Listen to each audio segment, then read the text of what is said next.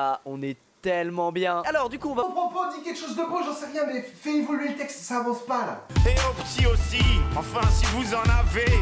Attends 3 ans, 7 ans et là vous verrez si c'est formidable. Il menace de parler à l'hypothétique gosse de ce couple qui... Sérieusement, j'ai l'impression d'écouter un mec bourré chanter. Bon, du coup c'est bien fait. Mais qui veut entendre un mec bourré chanter? Soyons clairs, le seul ressort de cette chanson, c'est que le mec s'est fait larguer, a bu et est pathétique. L'ennui, c'est qu'il étale sur toute la chanson à quel point il est pathétique. C'est-à-dire que là, à la fin de ce couplet, il se fout même de sa propre gueule. Genre, ouais, formidable, t'as raison, c'est formidable la vie de couple. C'est comme si un adulte faisait ce genre de dessin et appelait ça autoportrait d'un enfant de 4 ans. Ouais, pour un enfant de 4 ans, c'est cool, mec. On sent bien que l'auteur fictif a 4 ans, mais toi t'es un adulte, donc c'est moche. Bah là, c'est pareil. On sent bien que c'est un mec bourré qui chante, mais c'est pas un mec bourré qui l'a écrit, donc c'est chiant. Mais. On arrive à la principale faiblesse de mon émission, je ne parle que du texte. Or, ce texte est écrit pour être interprété comme le fait Stromae sur scène, en jouant l'ivresse. Et là, le texte sert très bien de prestation. C'est un mauvais texte de chanson, mais un bon texte de théâtre. Un texte de théâtre correct, et Stromae est un bon acteur. Ouais. Ah, mais c'est peut-être comme ça qu'il fallait comprendre les autres chansons alors. Tu penses à qui quand je rentre sur le beat? Ah, toi qui disais Vita Gims sur un feat, mais c'est quel titre? Maman maintenant. Dis-moi, qui te met la pression sur le beat? Et si tu danses? Tu danses là. Et si tu danses, c'est que Vita et Gims en scred ont fait un hit. Tu vas regretter tous ces moments à t'accrocher comme ça.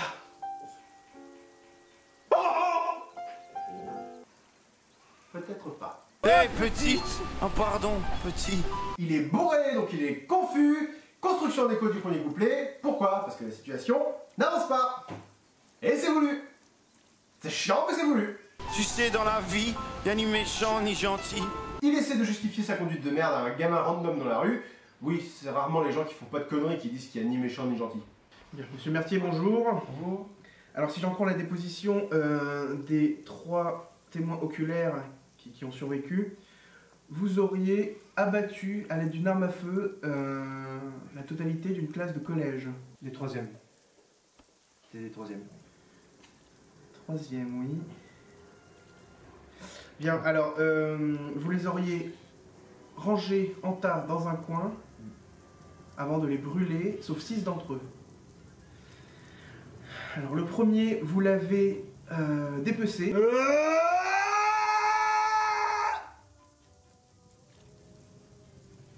Vous avez démembré le deuxième. Et ensuite, vous avez arraché la tête du troisième en utilisant le bureau comme un levier afin d'enfoncer ladite tête dans le rectum à vif du premier. Tout à fait. Bien. Donc je vous cache pas que les charges sont conséquentes. Vous avez quelque chose à rajouter? Écoutez, je pense qu'il serait bien qu'on s'affranchisse des notions de bien et de mal. Oui. Parce que là vous allez comprendre que c'est quand même un petit peu compliqué. Parce qu'on parle quand même de meurtre, hein, avec acte de barbarie, hein, sur une trentaine d'adolescents. Oui. Mais est-ce que ça fait vraiment de moi une mauvaise personne? Si maman est chiante, c'est qu'elle a peur d'être mamie. Si papa trompe maman, c'est parce que maman vieillit, tiens. Il tente de se justifier en prenant son cas pour une généralité parce qu'il est bourré. Putain, c'est quand que cette chanson évolue, scrogneux, diantre, c'est chiant, rien ne se passe. Oh, maintenant vas-y, sors ton gros engin et fais-moi dire miaou. Pourquoi t'es tout rouge? Reviens, gamin. Et écho du premier couplet, il se refait abandonner. Sérieusement, encore? À mon avis, Stromae souffre de ce que j'appelle le syndrome Matrix, c'est-à-dire qu'il a tout mis dans le premier couplet et qu'il n'y a plus rien à développer derrière. Qu'est-ce que c'est? Et qu'est-ce que vous avez tous à me regarder comme un singe, vous? Ah oui, et là on arrive au passage que beaucoup de gens adorent dans cette chanson, le passage du bébé singe. Ici, Stromae s'adresse à son public, donc c'est bien une chanson qui a vocation à être interprétée, au sens théâtral du terme. Je me sens comme une Marseillaise en mineur jouée par un flûtiste autodidacte, sans tact. Je me sens comme un producteur gros cigare qui lit le score à l'envers et en plus qui a perdu son chien policier. Celui qui lui touche le pied chaque fois que c'est le premier temps. On arrive donc à ce passage qui place Stromae au centre de l'attention comme un singe dans un zoo, par opposition à tous les gens qui seraient à l'extérieur en train de le juger. En fait, évidemment, il se juge tout seul, et il est parano, mais il est bourré, c'est normal, il se cherche des justifications, tout ça. Mais... Ah oui, vous êtes ça, vous, bande de macaques! il fait remarquer aux passants qu'ils ne valent pas mieux que lui, que eux aussi ont leurs défauts, eux aussi sont ridicules quand ils sont malheureux et que le malheur leur a rongé toute leur dignité. Il n'est pas différent, et tout ce qu'il veut... Donnez-moi un bébé singe, il sera formidable! c'est pouvoir avoir un gosse pour prouver qu'il n'est pas différent et pour retrouver son amour perdu. Donnez-moi un bébé singe, il sera formidable, c'est un peu la promesse que fait Stromae au reste du monde et à son ex, promesse qu'il ne pourra jamais tenir puisqu'il ne peut pas avoir d'enfant. C'est très beau, c'est très juste, c'est très triste, et comme le dirait le chanteur, ethnologue mais néanmoins demi-juif, Eric Theodor Cartman, mais c'est tout le problème de cette chanson. Elle se finit sur une note de poésie et de désespoir contre le monde, elle commence avec le constat sans appel de la déchéance et de la fin du bonheur, et entre les deux... Qu'est-ce que c'est que... C'est quand même dommage, non? C'est ce que j'appelle le syndrome Walking Dead. Cette chanson est construite comme un épisode de Walking Dead, c'est-à-dire qu'il se passe rien, sauf à la fin, où tu te dis « Wow, c'est énorme, ça envoie du lourd !» Genre le mec il est bourré, il fait que faire chier des gens de toute la chanson, et à la fin... Métaphore filée!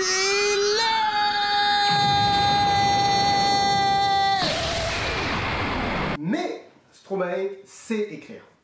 Et cette chanson est à écouter dans sa globalité, c'est-à-dire qu'elle n'est pas à disséquer. Dans sa totalité, elle crée une atmosphère de profonde mélancolie qui ne manquera pas de vous rappeler vos pires ruptures.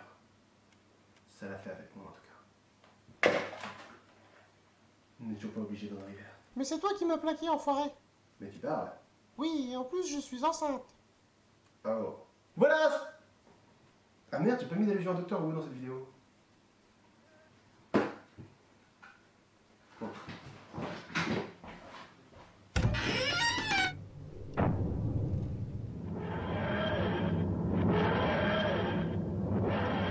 C'est-à-dire qu'il a tout mis dans le premier couplet et qu'il n'y a plus rien à développer derrière. Qu'est-ce que c'est? Bien, voilà qui est fait. Et c'était une critique bien plus agréable. Mais je vous connais, bande de salopards sadiques que vous êtes. Vous allez vouloir que je pioche à la tête du top 50 pour le prochain Métabus que t'écoutes. Alors, si on vire les chansons en anglais et les artistes déjà passés, on obtient... Putain de merde!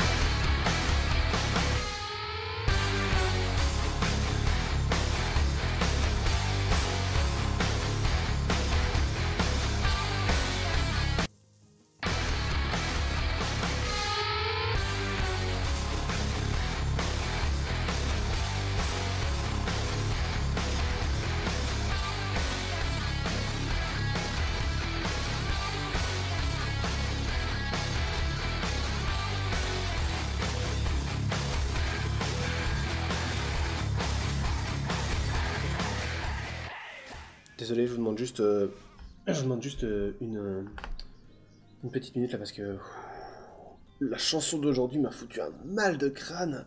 C'est pas qu'elle est mauvaise, hein. C'est plus insidieux que ça. C'est-à-dire que il y a certaines chansons, dans le monde de la chanson, il y a des catastrophes qui sont moins des ambulances sur lesquelles j'ai envie de tirer que, pour filer la métaphore, des orphelinats d'enfants malades auxquels j'ai envie de foutre le feu. Indila, elle, réfléchit à ses textes et à sa musique. Et ça rend la critique beaucoup plus difficile parce que le sens du texte et l'esthétique de la forme sont recherchés. Mais dans ce cas précis, c'est à peu près aussi tordu que de citer du Shakespeare en flamand la tête en bas en écoutant du Led Zeppelin à l'envers. Bref, allons-y pour dernière danse. J'ai longtemps parcouru son corps. Ah ouais non, j'aurais préféré, mais pas celle-là, non.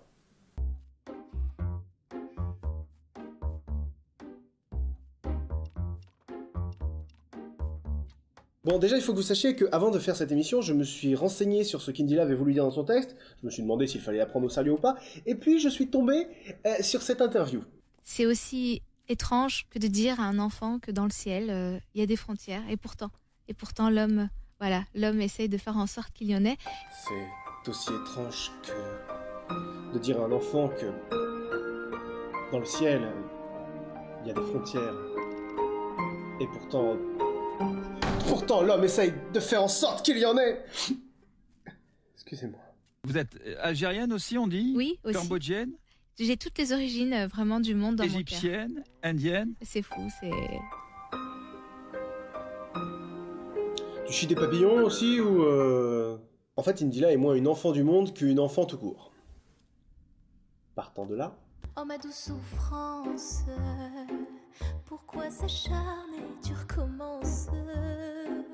Je ne suis qu'un être sans importance. Je propose de voir cette chanson sous l'angle de la relation sadomasochiste. Oh ma douce souffrance, pourquoi s'acharner? Tu recommences?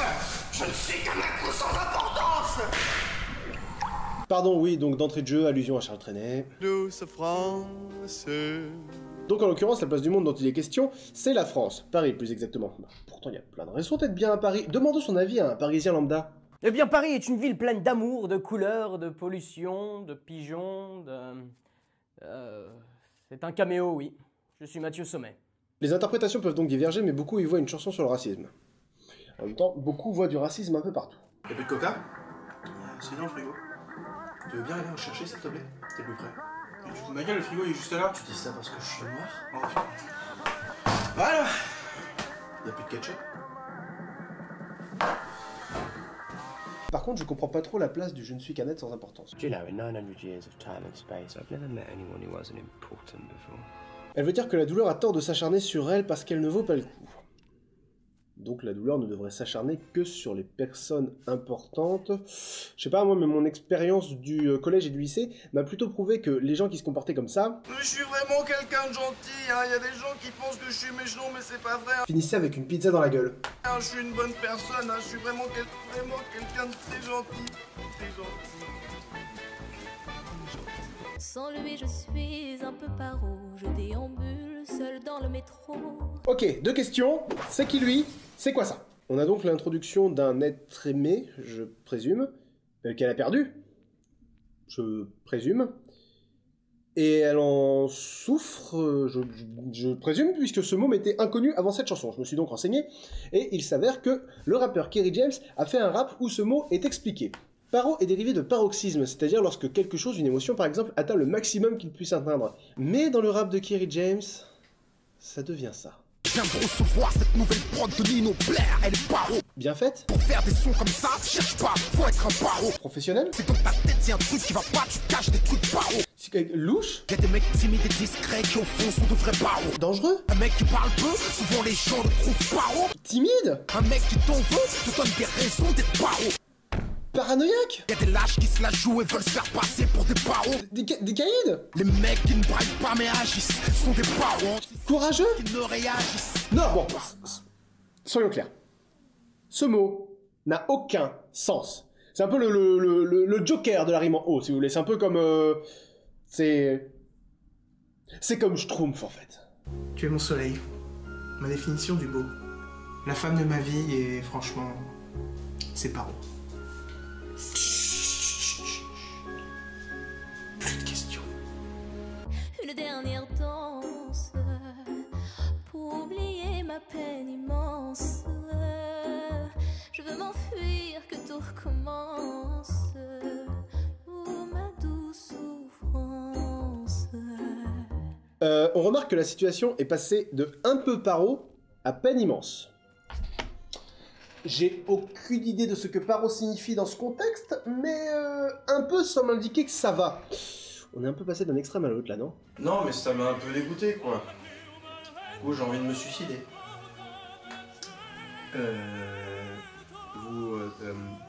Oui, ça m'a quand même un peu ennuyé. Du coup, ma vie a plus aucun sens.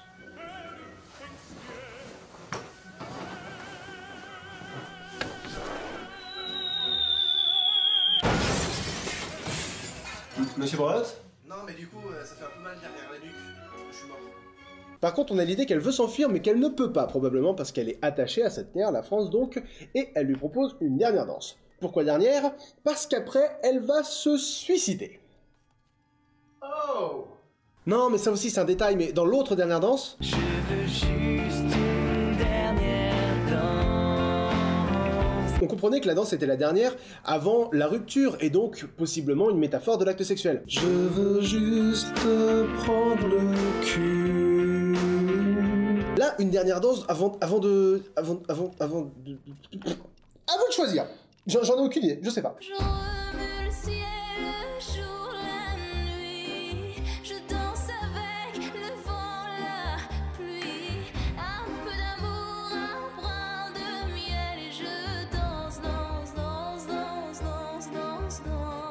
Et là, vous vous demandez certainement pourquoi j'ai laissé tout le refrain.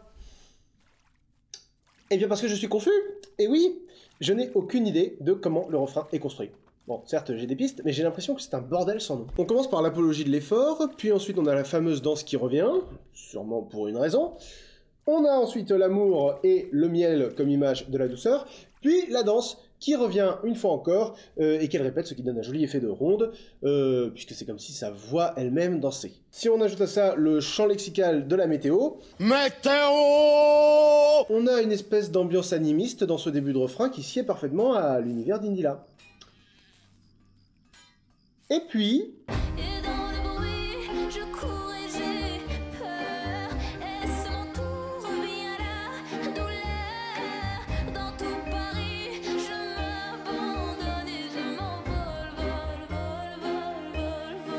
Du bruit, de la fuite, de la peur, de la douleur, what the actual fuckety fuck.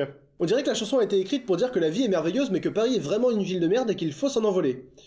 Après c'est mon interprétation, je peux comprendre qu'elle vous paraisse paro. Pourquoi j'ai pas connu ce mois? Ah oui, puis si on veut pinailler un petit peu, c'est mieux d'utiliser toute l'expression. C'est-à-dire que là l'expression c'est remuer ciel et terre, c'est pas remuer le ciel. Bon, c'est pas qu'on comprend pas, mais si tu utilises pas toute l'expression... Tu sais pas qui je suis, ok? Tu sais pas ce que j'ai fait pour en arriver là. Moi j'ai fait des pieds, d'accord? J'ai vraiment fait des pieds. Charlotte, tu veux bien corriger mon CV s'il te plaît? Non, là désolé, mais j'ai d'autres chats. Coucou mon amour. Alors, dis-moi, est-ce que t'as eu ton augmentation? Ouais. Bon, au début, le patron il était mi-figue, mais je me suis quand même défendu bec. Tu peux me ramener ailleurs, s'il te plaît? Écoute, je peux pas être à la fois au four. Hein. T'es chiant, on aurait pu aller au cinéma quand même ce soir. Ah, c'est bon, on est déjà allé au resto. Oui, mais ça me fait chier. Écoute, dans la vie, des fois, on peut pas avoir le beurre. Alors pour la prochaine vidéo, je savais pas trop quoi choisir, alors j'ai tiré à pile. C'est un autre caméo. Je suis Antoine Daniel. Salut. Putain de ligne, ce sac! D'espérance sur ce chemin, ton absence. Ok, donc c'est bien une chanson sur l'espoir et la perte dans un monde où il faut trouver sa place. Et pourquoi l'absent est passé à la deuxième personne alors que tout à l'heure il était à la troisième personne? Et pourquoi espérer? Et si tu veux t'enfuir, pourquoi tu ne t'enfuis pas? J'ai l'impression que c'est moins une chanson sur le fait de trouver sa place qu'une chanson sur se complaire dans le fait de ne pas la trouver. Vous ne me croyez pas? François? Oui, capitaine. Envoie la suite du clip. Bien, capitaine. Ceci est un autre caméo inutile. Je suis le fossoyeur de film. Ouais. J'ai beau trimer, sans toi ma vie n'est qu'un décor qui brille vide de sens. Et là on retrouve des éléments éparpillés un peu partout dans la vidéo, l'effort inutile, le manque de quelqu'un, le décor et l'absence de sens. Et au fond ce que je reproche à Indila, j'aimerais pouvoir le reprocher à plus d'artistes du top 50, c'est-à-dire que elle est cultivée, elle sert un propos, c'est juste que elle le sert mal, quoi, c'est tout décousu, c'est franchement niais, parfois c'est assez maladroit, mais au moins ça va quelque part, enfin plus précisément, ça essaye d'aller quelque part. Même si ça reste assez paro dans l'idée.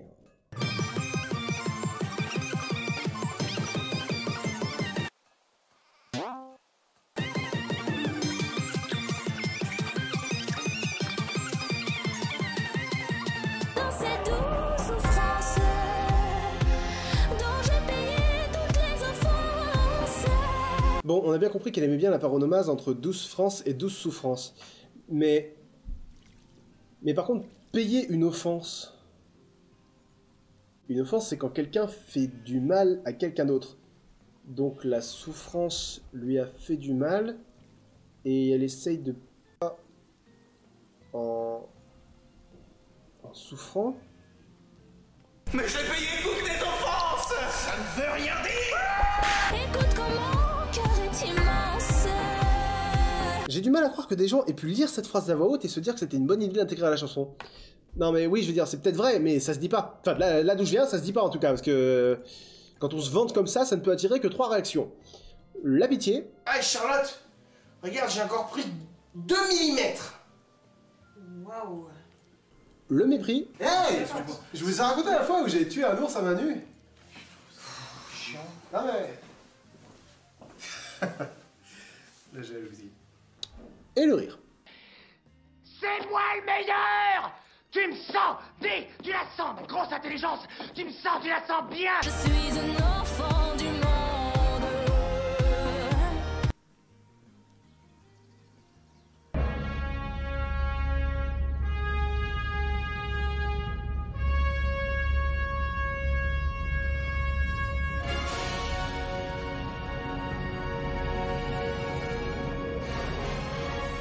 C'est bien qu'on finisse sur cette phrase parce qu'elle résume à la fois tout ce qui va et tout ce qui va pas dans cette chanson. Elle est très consciente de ce qu'elle fait, et si on met l'accent sur le côté enfant de la chose, ça explique le côté naïf et la revendication de pureté de la chanson.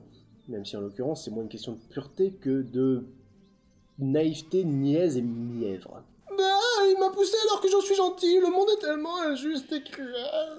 Mais dans ce qui va pas, cette chanson est soit très prétentieuse, soit incroyablement niaise. Je veux dire, les gens se classent en plusieurs catégories. Les enfants du monde qui s'ignorent, les enfants du monde qui ne le revendiquent pas, et les enfants du monde qui le revendiquent. Notre culture est cosmopolite, notre éducation est pluriculturelle. Je veux dire, la grande majorité de ce qui façonne notre culture vient d'ailleurs. Mon film préféré est australo-américain, mon groupe préféré est allemand, ma série préférée est britannique, et les livres et les films qui ont bercé mon enfance viennent de tout partout dans le monde. Alors, je suis un enfant du monde, mais toi aussi qui regardes cette vidéo, tu es un enfant du monde, on l'est tous, mais on va pas écrire une chanson pour célébrer le fait que cette pluralité culturelle nous rende tellement riches et grandioses, tu veux, on va l'utiliser pour en faire autre chose. Mais pour reprendre un concept de l'ancienne formule des non méta vu ce que t'écoutes, je vais attribuer une note au texte de Dernière danse d'Indila. Parce que je trouve ça plus simple pour se faire comprendre, même si c'est subjectif et restrictif et sûrement plein d'autres mots qui rimentifs. Ça mérite bien 12. 12 parce que il y a plus de bons que de mauvais. Parce que même si c'est très niais, la chanson arrive à avoir une atmosphère. Et ça c'est bien. Et comme vous allez très vraisemblablement me le demander... Bande de macaques, donnez-moi un bébé singe, il sera formidable. Vous êtes les saisons et nous sommes la terre. Vous êtes le rivage et moi je suis l'écume. Oh. Je suis l'ombre de ton yache, l'ombre de ton yache, fais-moi tourner la tête. Cindy, sois pas fâché pour t'oublier, j'ai dû t'imaginer en train de chier. Regarde-toi dans la glace, j'étais peut-être le seul type qui n'avait jamais vu le... Bon, après, je sais pas si ça vaut 12, mais c'est difficile de résumer une chanson en un mot.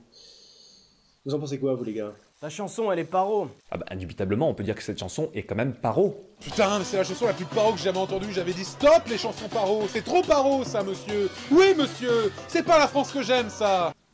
Putain que c'est pratique. À la prochaine, tout le monde.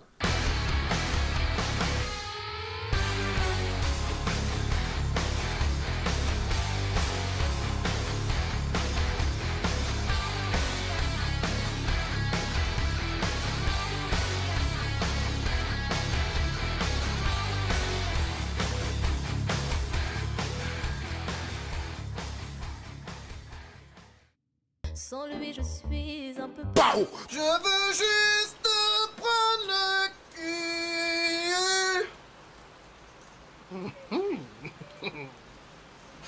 Ah ben là, clairement, on peut dire que cette chanson a atteint son paroxysme. C'est la chanson la plus paro que j'ai jamais entendue. Oh, c'est de la bombe. Oh, je kiffe ma race.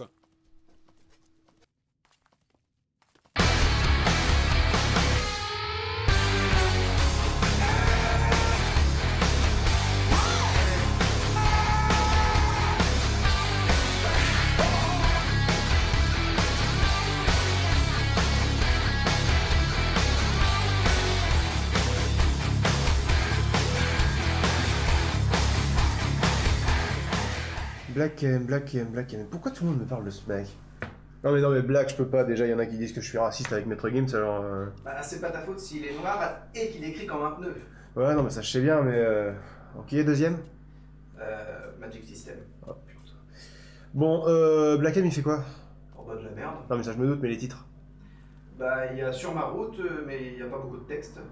Sinon, il y a Madame Pavoshko. Madame Pavoshko? Madame Pavoshko. Madame Pavoshki? Ah! Bref, allons-y.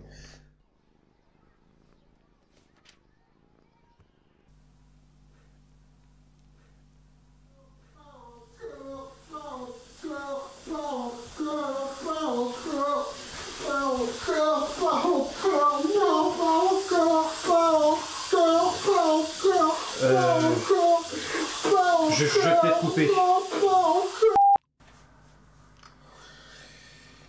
Watibé, donc, après vérification, Black M faisait partie de la section d'assaut.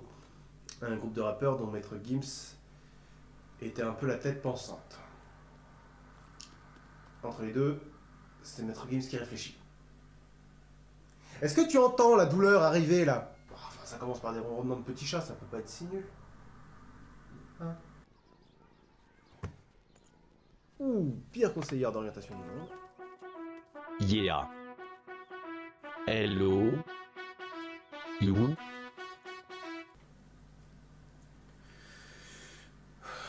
Vous voulez pas regarder autre chose? Parce que je suis sûr que le dernier JDG est génial. Ce son est une dédicace à Madame Pavoshko. Non, sans blague.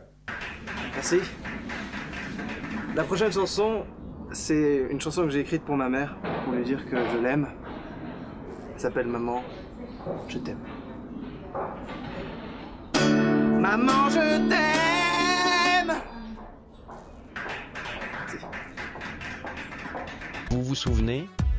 Monsieur Diallo. Sachant qu'un conseiller d'orientation suit en moyenne 1500 élèves par an, je suis sûr que Monsieur Diallo, ça lui parle direct, ouais. D'ailleurs, ça me rappelle quelque chose, ce genre de comportement. Ah, Link the Sun, salut. Tu sais, j'avais mis un commentaire sur ta vidéo. Oui, sur les poids culture, sur la musique classique. Tu sais, j'avais mis, elle était bien et tout. Ah oui, François. Voilà, c'est ça. François, mais comment tu vas? Bah écoute, c'est super, c'est génial. trop bien. Bah, écoute, ça me fait plaisir de te voir. Bah, En plus, tes cartons, c'est bien de la merde. Alors évidemment, vous allez me dire que Madame Pavoshko n'existe pas vraiment et que c'est une image de tous les conseillers d'orientation qu'il a eu. Du coup, c'est plutôt une bonne chose pour lui. Ouais, bien sûr, mais c'est ce que je voulais dire. Wow, vous êtes qui, vous? Pardon, je me présente. Je suis Lilith, l'avocat du diable. Oh. Il adore ce que tu fais. Cette nouvelle éveille en moi des sentiments contraires. Je me doute. Et pourquoi t'es déguisé en patron de la SLG? Pour que ton public d'abrutis ait une image familière à laquelle se rattacher pour rendre plus facilement accessible le personnage en volant un concept populaire d'une émission plus regardée que la tienne. Ah ouais, t'es une grosse salope. C'est mon métier. Donc je disais, Black M s'en sort bien. Il fait une chanson pour se venger des gens qui ne croyaient pas en lui. C'est plutôt une belle revanche sur la vie, non? Dans l'idée, ouais. Dans le texte. Aïe, Madame Pavoshko. Non, je suis pas en prison ni à l'hosto. Il fait probablement référence à ce que des conseillers d'orientation ont dû lui dire plus tôt dans sa vie, c'est-à-dire que s'il continuait dans cette voie, il finirait probablement en prison ou à l'hôpital. Ce n'est pas le cas, et d'ailleurs, comme chacun sait, la voie de la rue n'amène jamais en prison ou sur un lit d'hôpital. Je vais faire le point là-dessus à la fin du refrain. Non, je fais des Madame Pavoshko. Et vos gosses me kiffent, Madame Pavoshko. Je suis sûr que si Madame Pavoshko existait réellement et qu'elle savait éduquer ses enfants, non, ils kifferaient pas, non, ils écouteraient plutôt des bons trucs. T'essaies de te placer du côté des enfants rebelles contre les adultes autoritaires, mais être un sale